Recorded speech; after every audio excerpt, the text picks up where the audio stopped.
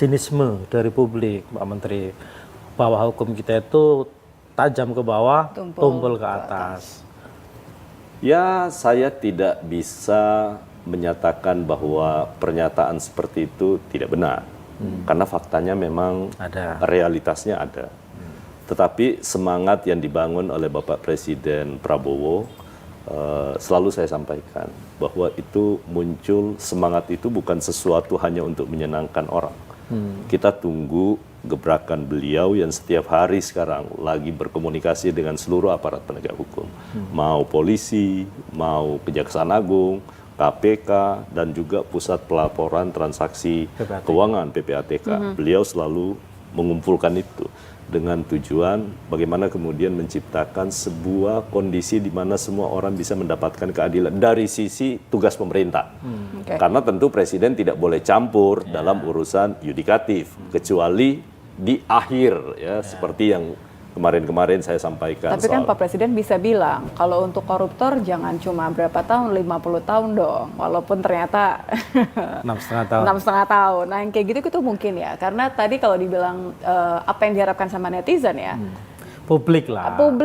Publik, maksud saya publik itu justru malah akhir-akhir ini Pak, bicara sinisme tadi. Satu hal yang kita paling percaya itu adalah the power of media sosial.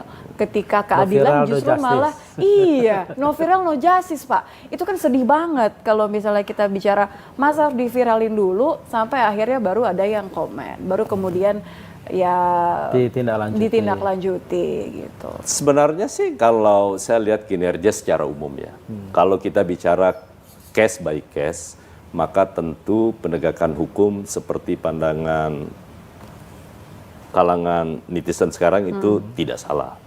Tapi kalau secara umum, semua aparat penegak hukum sekarang menjalankan tugasnya dan dalam rangka untuk memberi perlindungan. Sudah berjalan. Tapi gemes nggak sih Pak ngeliatnya? Makanya saya bilang, kita bicara case by case ya. Case by case saya setuju. Tapi secara general, memangnya polisi, jaksa, KPK tidak menjalankan tugas itu. Ya kan? Nah, kalau kemudian Pak, udah geledah rumahnya Hasto. Ya, itu kan makanya saya bilang itu kasus loh ya. Kasus-kasus tertentu ya. Nah, tetapi dalam posisi maksud saya tuh ada bagusnya juga. Jadi sekarang kalau no viral no justice itu kan sebuah alat kontrol bagi penegak hukum, dan bukan hanya penegak hukum, tapi juga pemerintahan untuk tidak mencoba-coba melakukan sesuatu yang pada akhirnya nanti publik akan tahu. Karena tingkat kesadaran hukum kan semakin tinggi.